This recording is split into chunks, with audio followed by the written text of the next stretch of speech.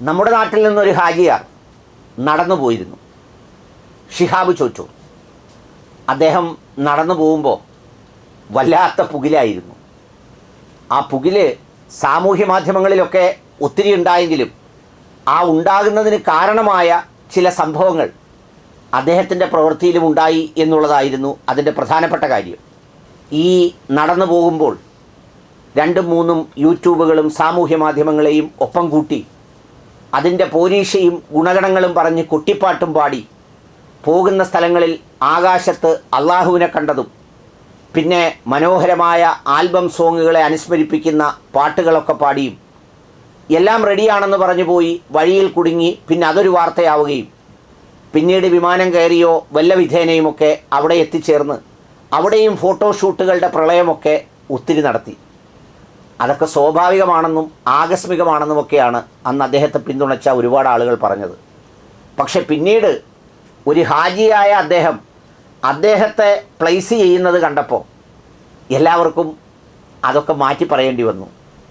പരസ്യങ്ങളിലെ അഭിനയം, പിന്നെ അതുകൂടാതെ തന്നെ പ്രധാനമന്ത്രി ലൈക്കടിച്ചു എന്ന് പറഞ്ഞ് വല്ലാത്തൊരു പുകില്, അതിന് ആംബിയൻസ് ഉണ്ടാക്കുന്ന ഒരു പ്രചരണം, പിന്നെ കൂടാതെ ഉത്തരേന്ത്യൻ ഗ്രാമങ്ങളിൽ ഒരു അവലിയയുടെ ഭാവത്തിൽ വേദികളിൽ കയറിയിരുന്ന് മൊബൈൽ ഫോണുകളും സെൽഫികളും നിറഞ്ഞ് ആളുകളെ ഫോൺ ദൂരേക്കെടുത്തെറിയുന്നതും അവരെ ശാസിക്കുന്നതുമൊക്കെയായ ദൃശ്യങ്ങളൊക്കെയും ഉണ്ടാക്കിയെടുത്തത് ആ നടത്തത്തിലൂടെയാണ്. എന്നാൽ 4000 കിലോമീറ്ററിലധികം നടന്ന രാഹുൽ ഗാന്ധിക്കുണ്ടായത് കൂടുതൽ വിനയമാണ്. വിശ്വാസത്തിൻ്റെ യാത്രയും മറ്റൊന്ന് തിരിച്ചറിവിൻ്റെയോ അധികാരത്തിൻ്റെയോ യാത്രയാണെങ്കിലും അത് വ്യക്തികളിൽ ഉണ്ടാക്കിയ വ്യതിയാനങ്ങൾ അവിടെ പഠിക്കാവുന്നതാണ്. ഞാൻ ആ വ്യതിയാനത്തെക്കുറിച്ച് പറയാനല്ല വന്നത്.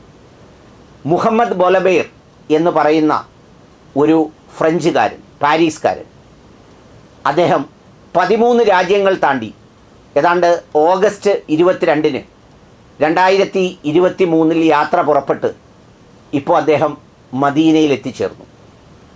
13 രാജ്യങ്ങളിലൂടെയാണ് അദ്ദേഹം കടന്നുപോയത്. ഈ 13 രാജ്യങ്ങളിലൂടെ വളരെ നിശബ്ദമായി ഏതാണ്ട് 25 കിലോ തൂക്കമുള്ള കുറച്ച് ഭക്ഷ്യധാന്യങ്ങളും ഒക്കെയായി യാത്ര വന്ന അദ്ദേഹത്തിൻ്റെ വാർത്ത അറബ് ന്യൂസാണ് പുറത്തുവിട്ടത്. അദ്ദേഹം അവിടെയായി യൂട്യൂബുകളൊന്നും എടുത്തില്ല. അറബ് ന്യൂസ് പുറത്തുവിട്ട് ആ മനുഷ്യനോട് ചോദിച്ചു, എന്താണ് നിങ്ങൾ നടന്നു വന്നതെന്ന് ചോദിച്ചപ്പോൾ പറഞ്ഞു, എൻ്റെ ബാല്യം മുതലുള്ള ആഗ്രഹമായിരുന്നു.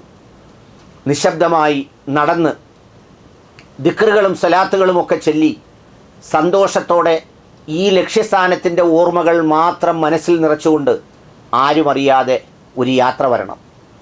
ആ യാത്രയ്ക്കാണ് മുഹമ്മദ് ഇങ്ങനെ ഒരു ദൗത്യത്തിലൂടെ മദീനയിൽ എത്തിച്ചേർന്നത്. 13 രാജ്യങ്ങളിലൂടെ ആണ് അദ്ദേഹം ഞാൻ നേരത്തെ പറഞ്ഞതുപോലെ കടന്നു വന്നത്.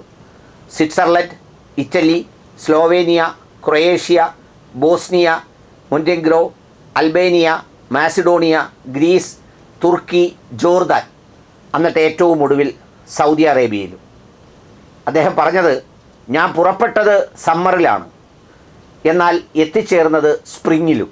അതിനിടയിൽ ഓട്ടം, വിൻ്റർ, അതുപോലെ തന്നെ കടുത്ത കൊടുങ്കാറ്റ്, മഴ, വെള്ളപ്പൊക്കം, ഇതിനെയൊക്കെ ഞാൻ അതിജീവിച്ചു. അത് അതിജീവിക്കുമ്പോഴെല്ലാം മനസ്സിൻ്റെ ഉള്ളിൽ ഏക ഇലാഹായ അള്ളാഹുവിലുള്ള അചഞ്ചലമായ വിശ്വാസമായിരുന്നു. ഞാൻ ഉറങ്ങിയതെല്ലാം പള്ളികളിലാണ്. അവിടെയുള്ള സാധാരണക്കാരായ മനുഷ്യരോട് സംസാരിക്കുമ്പോൾ ഞാൻ മദീനയിലേക്കാണ് പോകുന്നതെന്നറിയുമ്പോൾ അവരുടെ വല്ലാത്ത സന്തോഷം എന്നെ ആവേശഭരിതമാക്കി. ത്യാഗപൂർണമായ ആ നടത്തത്തിനിടയിൽ ചിലപ്പോഴെങ്കിലുമൊക്കെ മനസ്സിൽ ഇത് അവസാനിപ്പിക്കണമോ എന്ന് പോലും ചിന്തിച്ചപ്പോൾ ഈ വിശ്വാസവും ആഗ്രഹവും എന്നിൽ നിറച്ച ഒരു ഉറച്ച നിലപാടാണ് എന്നെ ഇവിടെ എത്തിച്ചത് എന്ന് പറഞ്ഞ് അദ്ദേഹം അഭിമുഖം നൽകുകയുണ്ടായി. പ്രിയപ്പെട്ടവരെ, ഇതിപ്പോൾ ഒരാളിൻ്റെ മാത്രമല്ല. ഇങ്ങനെ ഒരുപാട് മനുഷ്യർ മറ്റ് ലക്ഷ്യങ്ങളൊന്നുമില്ലാതെ, മറ്റ് കച്ചവട താല്പര്യങ്ങളില്ലാതെ, സാമൂഹ്യ മാധ്യമ വരുമാനങ്ങൾ ലക്ഷ്യമാക്കാതെ ലൈക്കും വ്യൂസും വർദ്ധിപ്പിക്കാനും അതിലൂടെ ഉപജീവന മാർഗങ്ങൾ തേടാനും ഒന്നുമല്ലാതെ ഈ കർമ്മങ്ങൾ ചെയ്യാൻ പോകുന്ന മനുഷ്യരുടെ കഥകൾ, വാർത്തകൾ, അത് പ്രചോദനമാണ്. അതുകൊണ്ടാണ് നിങ്ങളുമായി ഈ വാർത്ത പങ്കുവച്ചത്.